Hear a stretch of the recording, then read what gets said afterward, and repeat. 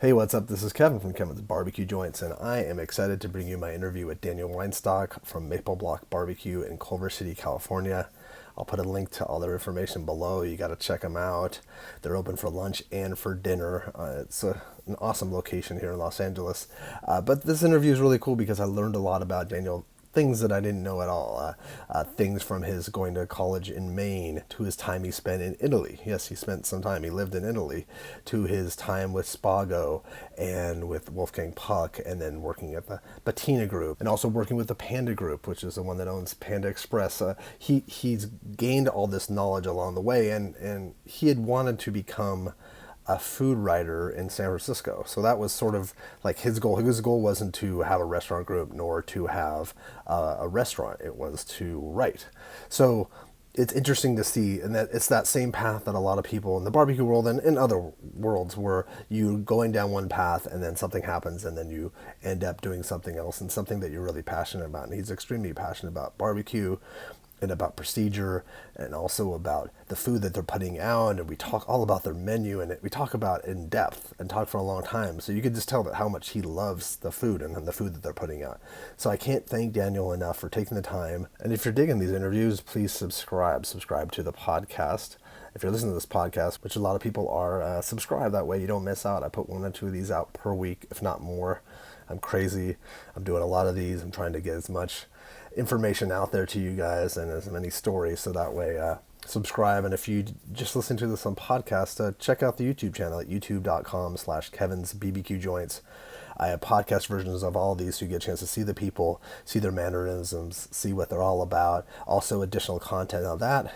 I have a website at kevinsbbqjoints.com with links to all the podcasts, tons of podcasts, links to all the YouTube stuff, as well as original content and a weekly list that Abe Delgado from the I Crush Barbecue Show and myself put out for Los Angeles barbecue pop-ups and underground things, as well as Texas. Now we have a Texas section, Texas barbecue pop-ups and underground spots. So that way you can check out these new guys.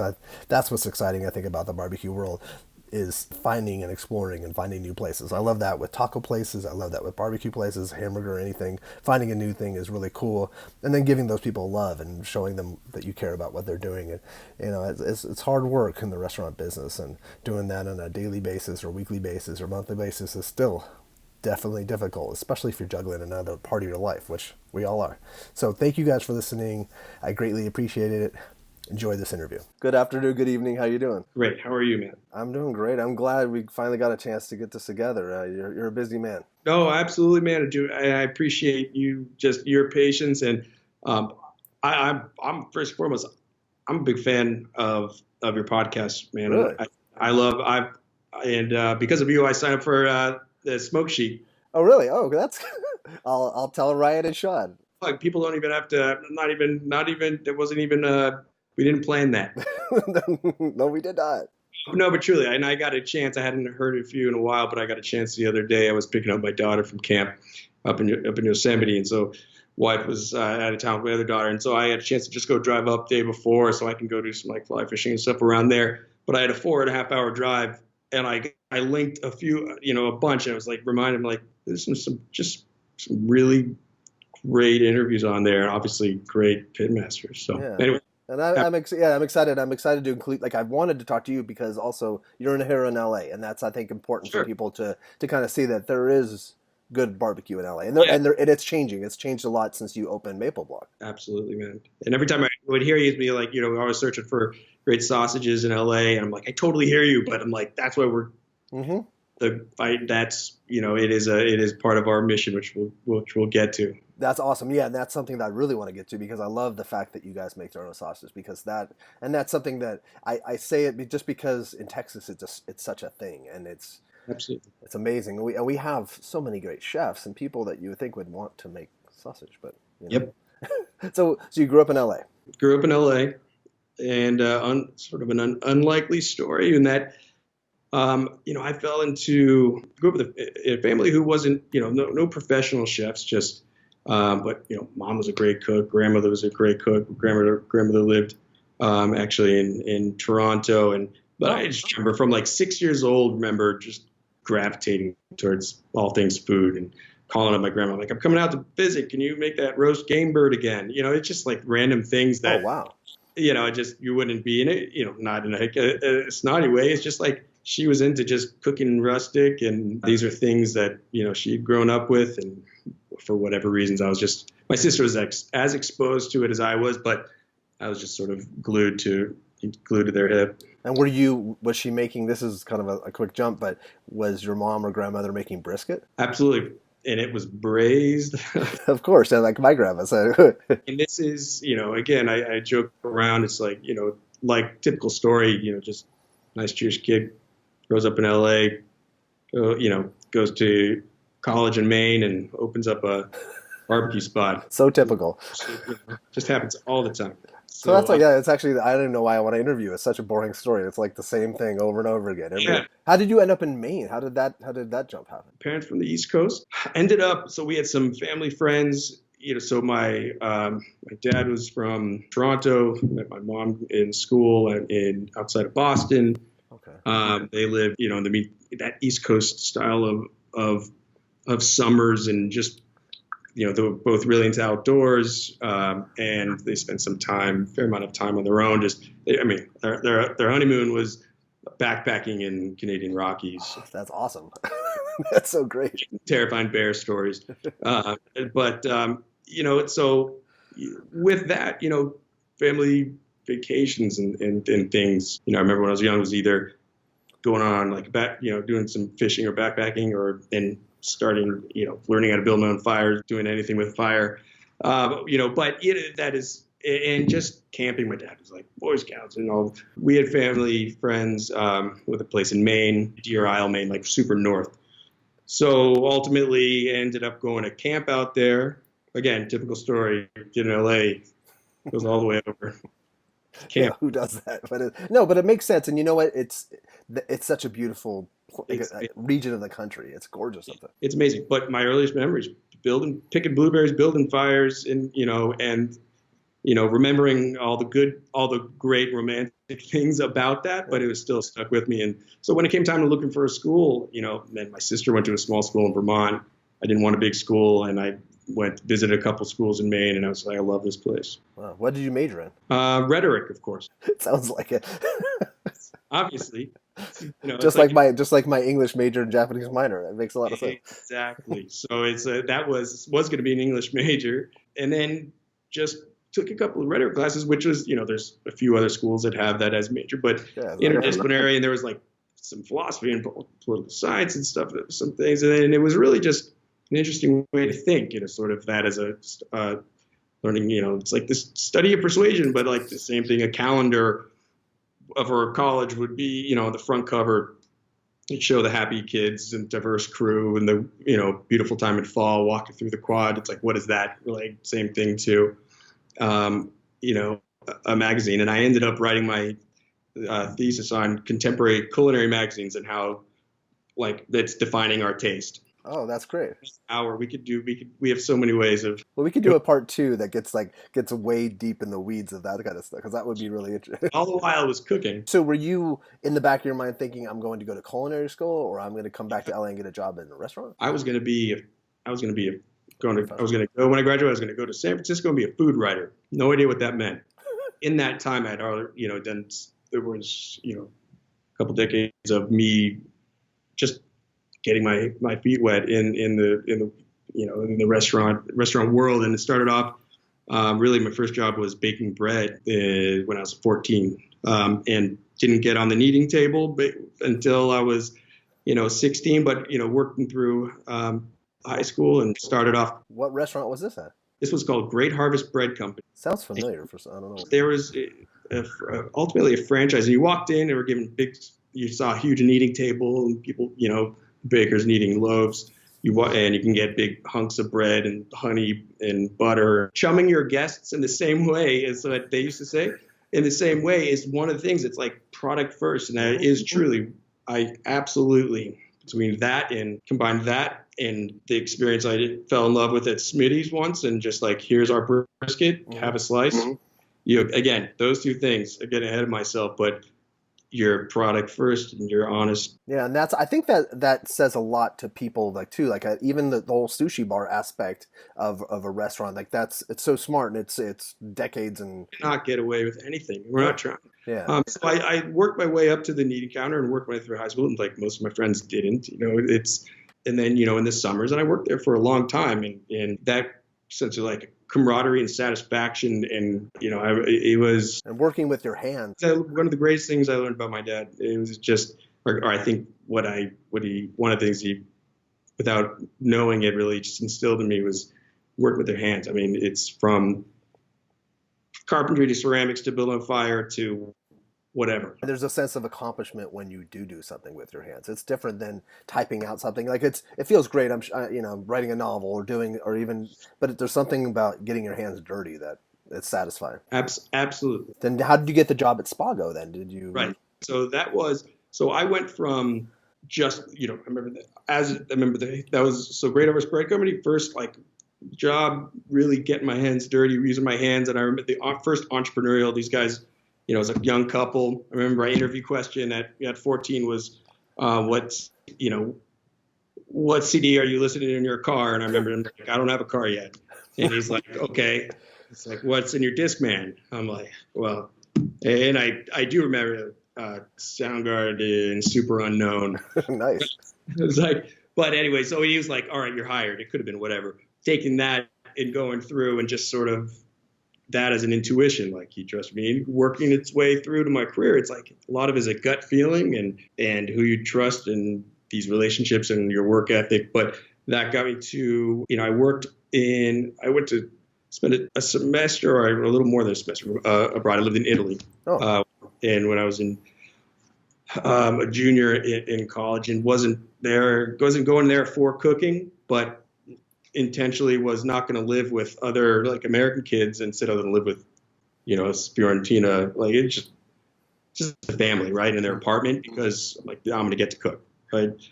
And I got paired up with a 70-year-old like Fiorentina mama, lived in her 32-year-old son lived there.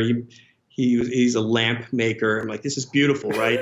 I did not entitlement. I'm like, I deserve this. I just like food. I'm obsessed. I had already been cooking for girlfriends and pretending never tried, and hiding from my sister that I watch food channel, like KCT. Yeah. I was like Frugal Gourmet and like changing the channel when I heard my ESPN when my sister was. So anyway, this woman was just the worst cook ever. I got food poisoning 2 weeks into No. But I found an amazing woman who was teaching out of her house, and that was the real eye opener that I actually, despite how much I thought I knew nothing. And I stayed there for a very long time and really just spent a lot more time cooking with her and traveling, going to the markets, and started building my own little like recipe, book. But at that age, that's great to have. Ultimately, I had to leave, and I passed. My friends were going off to visit, travel else, other places in Europe, but I just stayed with her cooking. When I got back, at that point, I was just obsessed, right? So summer before senior year of college, and I walked into a spot. I just ate whatever. There was a place in LA. It was called Cienega with some old Patina guys. Okay. They were opening up a spot. I forget how. It was like a friend of my parents who knew them from childhood, whatever. It was an investor or something. And it's like, you could just, go meet with them. And they asked, with my cook, how much experience I had. And I mentioned that I just got back, from Italy. And they're like, oh, you're cooking in Italy. And I didn't correct them. Because you were, essentially. Right, exactly. And they got my first job on the line and making salads in a real kitchen, and it was terrifying. That must have been, I've talked to people like their first couple of weeks are scary, yeah. Oh man, real taste for it. And I was just, there's something again, that camaraderie and that energy and that how much I didn't know, and then when I did learn something, and just obsessed, right? Yeah. I went back to college after that, could only think about cooking and food and restaurants and yada, yada, yada. Once I graduated again, I was like, I'm going to go wrote my thesis, I was going to be a food writer. It is all bullshit, because it's like, now I tell people all the time, like my team, my cooks, I'm like, careful when they think about going off to do something else. I'm like, just careful what you get good at. Right. Yeah, exactly. That's true. it'll bring you in. And so I ended up getting a call from the chef de cuisine from the place that I was at over the summer before at that place in LA.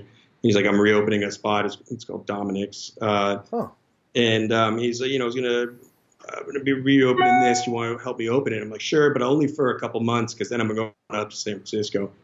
Stayed there for 6 months and grew quickly, learned a lot very quickly. And it was a good home for me for a while. And then it was like, I realized I'm really going to, if I'm going to do this, I want to work with the best. And I had another Metis guy we grew up with. He was at Spago. He gave me calls like, we got to try out here for line cook. And I walked in those doors and that was life changing. Like those guys, and they thought, I wouldn't last 2 weeks, and ended up being one of the first line cooks to be promoted to a sous chef without a formal culinary education. that's amazing. And it was young. It was just, again, these greatest mentors. I mean, Chef Lee Hafter and Wolfgang Puck. Yeah, with those two of the best of the best. That's amazing. And that place, despite what people hear, the restaurant named Spago in Beverly Hills, and it sounds, fancy and snotty, whatever it is, but it's a remarkable place. They are everything in there. They are all craftsmen. And I've heard that Wolfgang treats people really well, and he mentors really. Like if you're really passionate about it, and you're showing that you're not just a fly by night person, he will take you under his wing, so to say. And absolutely, and attracts great people that he also entrusts. And you probably also got to see, like, this is jumping ahead too, is how he has, like, what his restaurant group and what he's done, and I think he was doing it at the beginning with his wife too. Absolutely, no, she was. I remember my 401k at the time was Puck Lazaroff Corporation, and it was like both very smart business people, and it was a real, again, it's sort of didn't realize to the level of until I started working with, other groups and, jumping out and having experiences in creating, putting myself in, in good, not good, vulnerable, not vulnerable positions in life and business. It really just looking back, everything I was doing for years to come, was just looking back. I'm like, wow. Look at the longevity too, and the consistency. And yep. I think they also too have one of the best wine lists in California. Absolutely. Yeah, like it's amazing, and it's also amazing too that they've kept at that level for so long. Like, and I think some people might think, oh, it's just a Hollywood restaurant. It's not. It's just a good restaurant. It really is. I mean, and that's where I learned. That's where I learned how to. That's where I learned how to break down like a whole lamb, quarters of steer, like 200-pound halabuts, rabbits. I mean, it's like making our pasta, and sausage. That's still which ultimately we can get to. It's like when there was at one point for Maple Block, I just. Where there was like some early just transition, like changing to the guards, and it was just like scrap this whole like just sausage program. This was early on. I'm like, we're gonna do sausage the way I want to and know how to. That's great. And it just all comes down to I remember, just everything from the feel of how that sausage feels, holding your hand up and it just sticking to the palm of your hand, and that was my test. That's interesting. Yeah. Got on and taught one of my other head guys at Maple Block. But that was too also how you kind of continued to gain your love for fire and to cooking over an open flame. And then did you build yourself a pit at home? Is that? I would love to really know how to weld, but I've definitely played around dangerously with welding. But yeah, no, I have. I work non-normal people hours as a chef, right? I was there for 6 years. In just my days off were like a Monday or maybe a Monday and a Tuesday, but hardly ever together. But looking back, it's like I really like that. I got a chance to just have a lot of my just own quiet time, and I think a lot of cooks or chefs would understand. It's like you when you have a Saturday off or Sunday off, it's almost like, as nice as that sounds in theory, like it also is like, well, there's so many people out, like, and now you have these other people to coordinate, make plans with.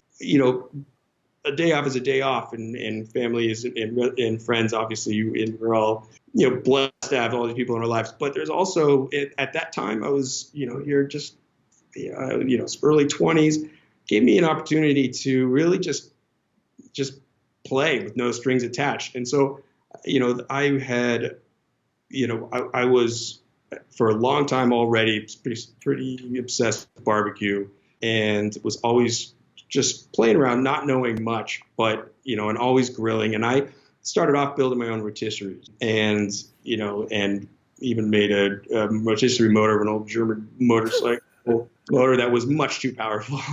So too fast. Another fun one. But it could turn a big lamb, but chicken spun out of control.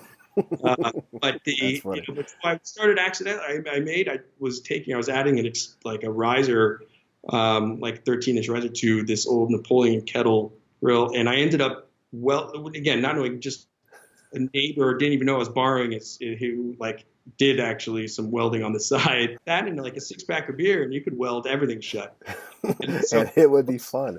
So the first one, it was just total accident, and I ended up welding it shut, and then turning that, the best thing I could do was try to just cut out a hole, and I tried to attach that to an oil drum, so that was my firebox. Oh, interesting. But then I actually got my hands on again, not knowing nothing about welding, got my hands on I connected 2 oil drums and some other scrap metal, and I know I got lucky as shit. I just eyeballed everything in those measurements. I took 0 measurements, and this thing pulled you never believe. It was amazing. Total luck. And I do not have that because I moved apartments and sold it to a buddy of mine for $300.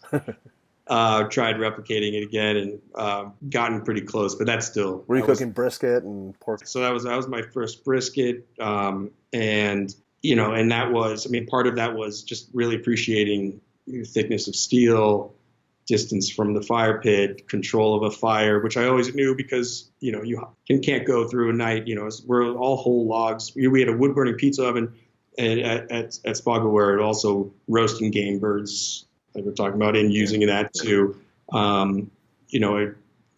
we'd take, whole corbuta, sides of pork, and roast, start in pork belly and start those in the wood burning oven and finish them in the oven.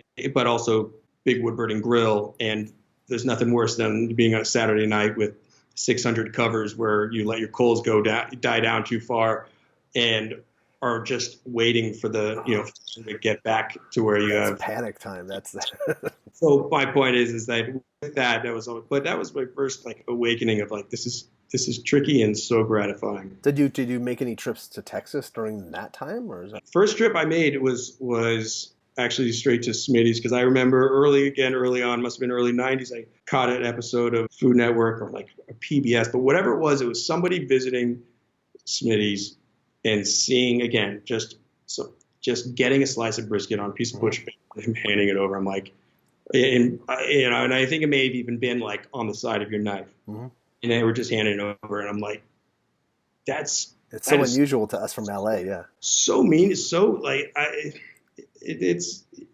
remember it so vividly. It's primal. It was there is no better. If you're proud of craft, your product, and what you do, and proud to have somebody walk into your establishment, whether it's a little barbecue joint or anywhere. It's here, you're gonna, they're not gonna just okay, thanks for the snack and leave. It's here. It's actually the smartest thing to do for almost any business. And so that alone, so that was, and then I had 36 hours, and so I flew in Austin and ran around there for a little bit, but then was headed out, and then from that point on, though, that was just and obviously you walk in there and that's just there's a lot of great barbecue, and there's some of they do an amazing job, and there's you keep having, every time you go, at least when I go, epiphany after epiphany. I'm like, that was amazing, and this is even better, and or you have other days it's their ribs were awesome in that day, and now I just empathize every nuance, right? But then from then on, it was just So let's jump a little ahead to Maple Block then. How does that? Did you start that with someone that was at Spago, or how did you?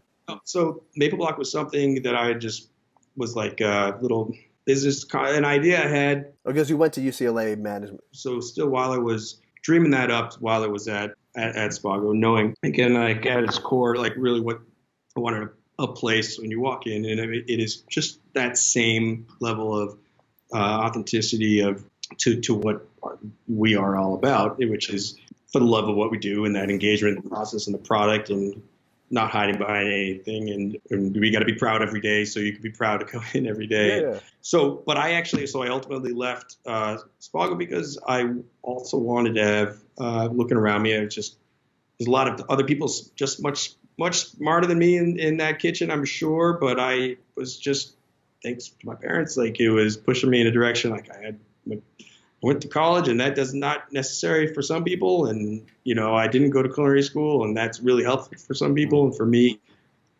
it did. And looking around, I just saw a lot of my friends, my, chef peers and people working with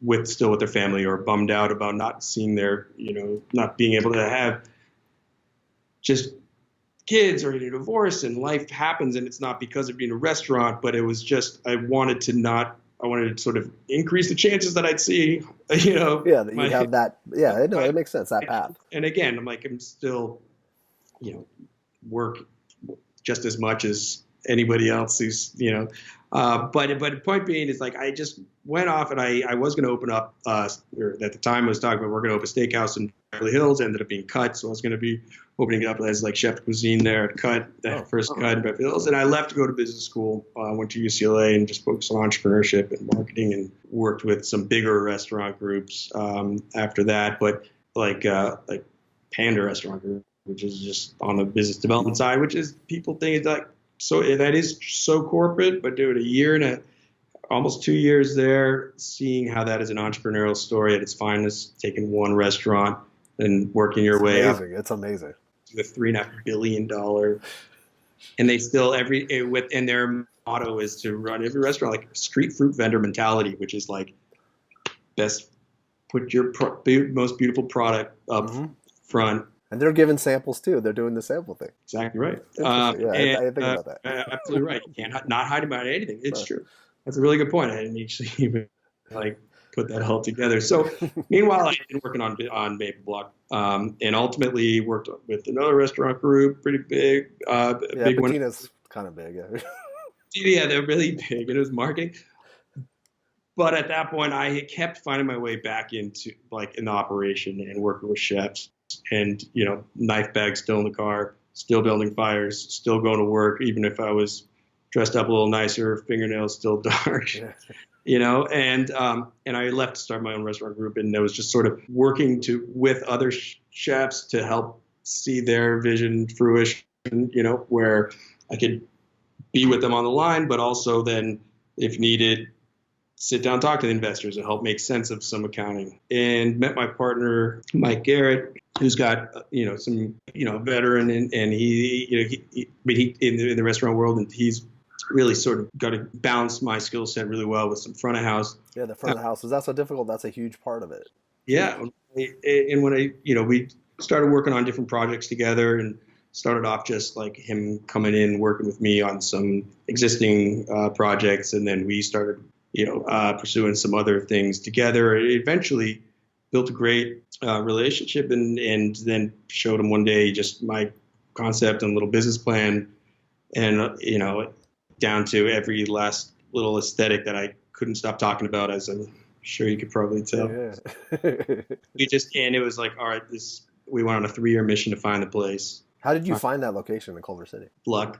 Not through all the other brokers or realtors we were talking to. It was it truly, man. If you were to ask me where, I'd be lying, because it wouldn't be the truth, right? I was not looking in that part of Culver City, but when I saw that place, I really, it spoke to me, and if I wasn't from here, I wouldn't have understood it, because it looks beaten down. It's not as beautiful as downtown Culver City, but what it is further west, surrounded by just some institutions.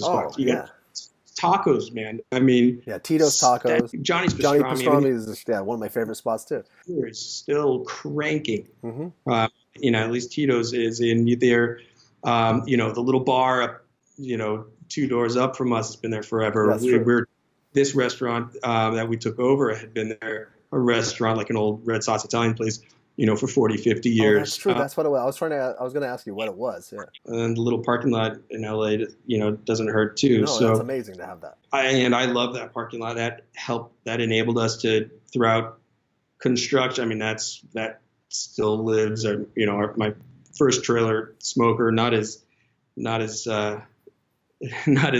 big as Bert's, but this thing it's still, I got a soft spot in my heart for it. But that little parking lot is a game changer. Still get people complaining about that we don't have enough parking, but I'm so proud that we have those 17 spots. The fact that you even have parking, that's amazing. People complain about that. Like most places are street parking in LA. Exactly. So then when you opened, what year did you open Maple Block? And you came up with it, the name was the name. I remember walking my dog in the street. That was so difficult to figure out what in the more you want it, the more you want to figure out that name.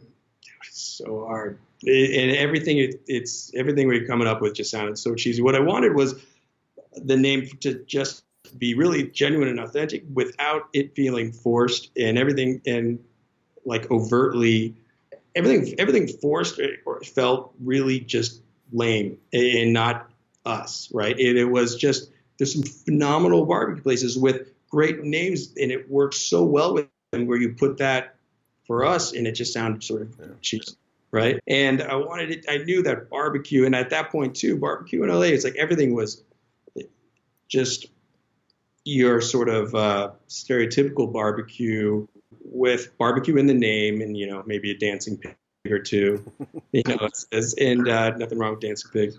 I just knew I wanted, again, that when you got there, it would be obvious that it's barbecue. So, barbecue in our name because we are barbecue. It's like, you've got 2.5 cords of wood piled up, and the smoker outside, and you walk in, everything, it smells like barbecue. And so anyway, Maple Block, it was like, what the unifying factor with this is, just no matter what, we're carving meats on our 12-foot, 4-inch thick butcher block carbon counter made of hard rock maple. So when did it open? August 2015. And then what was the response? And you guys were always going to have craft cocktails, always have the bar portion, because working on getting our full liquor license, but we're only beer and wine. We do have some great beer cocktails. Yeah, okay, that's what it was, because I've had some stuff there it's funky. And some our own like wine coolers, which by the way are just so good. Oh, so people awesome. Laugh all the time, and I'm like, dude, just try them. It's not your bottles of James, but they're so good. Well, especially too because it's summer 9 months out of the year, so it makes sense too. Absolutely. Yeah. And one of them is called Big Red Homage, right? Yeah. One squirt. So anyway, so everything I wanted to do everything just the way I wanted, just the way that food I wanted to eat, wanted to be proud of.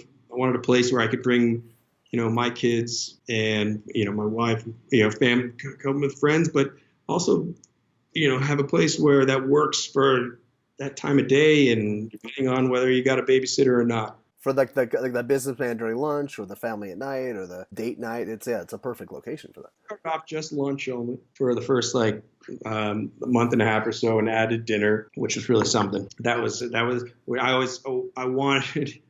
That is a tricky thing, and I knew it was painful, but I'm at the time to transition from that, because that's a whole different world. So we're counter service by day. Really, you're walking up and ordering sort of right at the carbon counter, right? You're getting you get a little menu at the beginning, and taste anything you want, like an ice cream shop or like a spot in Texas. You can have a piece of brisket, and I'm always encouraging people, like, especially when there's a line, just like, try this new sausage, So that's right at the butcher counter. And then in the evening, it's full service, so it's not fancy or anything, or it's just same menu, plus a few other things like smoked prime rib and Ah, white cheddar grits with brisket gravy, and some other veg like coming off the wood burning grill. Lunch is predominantly just all your full spread of meats, from sandwiches and sandwiches, chopped pork shoulder, and turkey breast, and always chicken, and obviously brisket. But we start having fun with it a little, like some other things creatively on yeah, I'm always writing you like on a Monday you'll do the pastrami or a, yeah. So and those things just came out. So pastrami every Monday, Wagyu beef backs every Monday night, brisket tacos on Tuesdays, which started off as just a fun family meal at the restaurant, and then people are just like, "You're crazy not to do this." And I'm like, "No, we're never going to." Like, come on, it's so cliche. It's Tuesday. I know it is. Then I had one, and I was like, these are just so damn good. Like, so that's sure enough. But yeah, but it's just having fun. This is all it's all very selfish. I tell people, it's like just food we really want to eat. But I think that at the core, that's the most important. It is, we make all of our own pickles, making all of our own, even some of our own vinegar, and even have a little mother for vinegar of a mother I made out of Pabst for some like malt vinegar. Really? I can't make enough of it, but one day I want more space so I can really start making more. But we make all of our own sauces, the sides, and don't want to neglect the sides, and it's not that. And your sides are killer. They're really good. Like people can get them just as a meal. Yeah. No, thank you. And it's, just sort of evolved. Well, it's a lot of balanced flavors but it's all whole logs. We're not using there's, no gas assist, and there's, which again, there's some places that do that and have to, and make some great barbecue. And it's just, for us, and it just wanted to keep things consistent. I personally just I don't want to do a barbecue I couldn't do without doing whole log. Yeah. And, but we're splitting. I mean, we're bringing in our wood ourselves. We're splitting logs ourselves. And it is. I think I've seen it's hard work, man. People out there cutting logs. Yeah. I think someone joked to me like, "You should try it." I'm like, "Okay," but I didn't. No. But now with the sausage, how many different sausages can you do? You have one on the menu at all times. Right? Yeah, all times.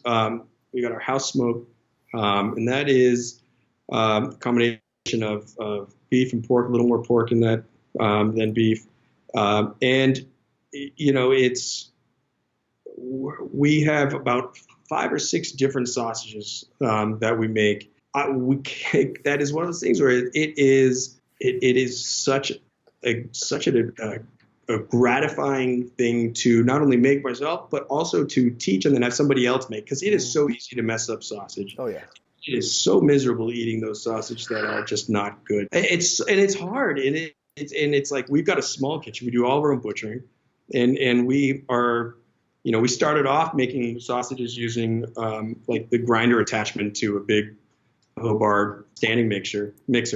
Ultimately, like, all right, these are good when we do it right, but cannot take 3 hours to make. But that's when it was also sort of a reminder to go back and it's like realize, well, people aren't. This was like a year in, and like it's just not as consistent as I know it can be. But also, like I was looking at these recipes, I think this is just not what I envisioned, and it's just like, again, like I was saying, like scrapped it and pulled aside again. He's like one of the guy who started with me from the very beginning and really just worked his way up and is now, with me running the kitchen. And I remember one night, and he still looks back. You ask him, like, Rudy, what do you think about? Remember that time you stayed here at 2:30 in the morning? He's like, yeah, we made sausage. But it was like, but having that aha moment, and you take that time and teach, and as my greatest mentor is like taking that time to show me like what why do we use this sausage casing, and why don't we use another one, and all of the things along the way, and the pride, like, why do you have your own knives and sharpen them? Why do I have a backup blade for our grinders? And why is it my crazy anal about making sure that if we have, we've got to, and that are automatically, sharpening the other one. So it's, so you're mentoring now. You're Wolfgang in that. I can't. That's the nicest thing anybody's ever even alluded to. No, so by no means Wolfgang, but but You're embodying him in a certain respect, yeah. Yeah, absolutely. We, at the end of the day, it's really, barbecue. We're building our fires, and they, between every smoke, cleaning our smokers, and starting to play around with building, doing. I mean, we're novice whole hog, but they've only done a few. But playing around, we got building these little cinder block. But you do this for events, right? Don't you do a yearly event for sure? Yeah, yeah. So we do, well, in October we do Maple Block Oktoberfest, where we That's what it is. love. Yeah. I'm one of the resident beer geeks, and I just love. I mean, that a lot of similarities, I think, in like great brewers and that as a craft, and it's not easy to brew a great beer, and it's not easy to make great barbecue, and there's lots of ways to screw all of the above. And I love how barbecue and beer just go so well together. So maybe, yeah, and our Blocktoberfest, yeah, it ties it all together. There's we've got 4 different breweries who come and are pouring. We've got our smoker fired up and our wood burning grill outside and bounce house for the kids. So you could play cornhole, drinking a beer, eating barbecue, watching, knowing your kids are safe, bouncing in the bounce house or eating ice cream. All within your parking lot, right? Is that parking lot? And then we do in the summertime, we do some fun stuff like Sunday block parties with one brewery, and we're doing a little collaboration now with these guys coming from little island from St. Simons Island in Georgia. These guys are from Argentina, but they do a different style of barbecue, right? One of them trained with like Francis Mallman, and they do big open, like the domes and the hanging meats. Oh, you're doing it this year? Phil Rosenthal is a guy who's just a tremendous.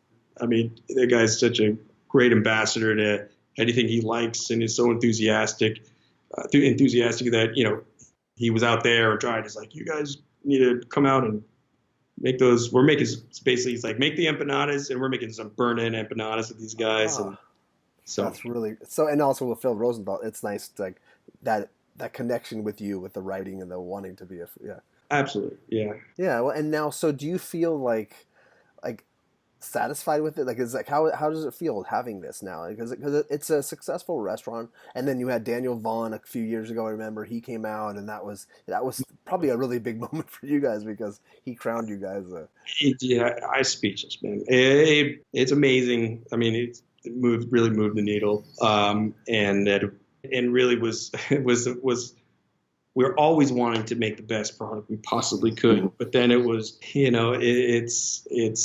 was like that. There was that extra pressure. I'm like, we really want to still, but now we really have to, and we always had to, but you're not thinking about it, right? But it was so tremendous, for him to say, best brisket, California, and again, we have so many great barbecue spots. Well, things have changed a lot since then, since 40 years. Absolutely have. And now, and that was, before it was like you're on a little island of barbecue land, right? When we first opened. Yeah, maybe Baby Blues is around, Bloodstone, yeah. This sort of quasi, central Texas or like greater Texas, where you've got, but what the beautiful thing is like we're 100 years plus behind in a barbecue culture. Yes. Right? But every ounce of that same, like, sort of brotherhood, that same sort of support, it is just inherently just bleeds through. And it's different for other restaurants. And I know where it's crazy competitive, and we're all competitive, but it's also like really competitive between like the brisket, just put on today for, that are going to go another 14, 16 hours is what I, pulled off, earlier this morning. And then the next, but we also are, but there's something about in barbecue, like everything that, Bird is doing, and Andrew and Michelle, and like, I don't know them even. I've met, I mean, I don't even think we can all, you put a big group of us and put me in a big group. I don't think maybe we would all be able to point each other depending on like how much sleep we had that day. But no matter what, it is even just in those texts and Instagrams and seeing each other's food, or it's amazing. So that is something interesting. It's like that is really cool about such a different time than from when when Dan Vaughn was out. And so beautiful that I love that he was so committed that he was back the next day, before he left again, just to make sure it really happened, right? But we came about is but no matter what, everybody's brisket is a little bit different. Everybody's barbecue is a little bit different. No matter what, it is about all of those nuances and taking care of not just just really just appreciating and respecting that craft and that commitment to the process and the product. To see these other places around, I think we all just know it's like, wow, that's a beautiful brisket you guys made. I know how much work that is. Exactly. That's the thing I wanted to bring up, is that you respect that. Yeah, I came about this from, as we talked about earlier, from a totally, you'd never expect this to come about, and same with Bird. And I mean, shit, to see what, no matter what, we're all just sort of spreading the gospel of barbecue, and it doesn't hurt you at all. Another person opening up, and wish them the best, but in the same way, it's like constantly learning and sort of like pushing each other, and being like, God, that reminds me of those ribs I did the other day. Like I love that bark, or it's like it's beautiful. Well, and it's also nice, too, that people can come to Los Angeles and go to a number of spots, as opposed to how it was, like they could hit you, and then we send people to each other all the time. Mm-hmm. And especially, too, because you're open later. Like Moo's Craft is generally on Sundays. Slab has its own thing. You have your own times. Like which is so great. And one would sell out. It's not that they're not, the distance. LA traffic sucks, but it's not that bad to get to each other. LA traffic does suck. Yeah, it does. Well, we're getting on an hour, and there's a lot of other stuff I would love to do, maybe a part 2, because I'd love to talk about the whole idea of a restaurant group and Lunetta and different things. But I think that's for another time, and I don't want to water our conversation down. You guys also have desserts. Yeah, and we're making our own sodas. Like we make all handcrafted sodas. So we're making our own cream soda. Yeah, that's awesome. Make our own fresh strawberry soda. Make our own shrubs, so in the summertime too, we do pickled peaches with our smoked chicken that we finish over our wood grill and serve it up with some white sauce, and pickled peaches in the summer, and then in the fall and winter we do pickled pears. So we'll take some of that pickling liquor and make we do like a peach shrub, and we'll do, we not even make our own cold brew, which people, it's like, it's crazy, and like, yeah, it takes up space, but you're creative, and it would bore you, I think, if you didn't. I talk all the time to my team. It's like, give them opportunity. It's like, here we got this beautiful, I was at the market, and it's like all these asparagus, and it's, I don't want asparagus when they're at like, it's not, we're like overtly seasonal. It's like we're also, it's a business and it's barbecue, and like we don't want to complicate things.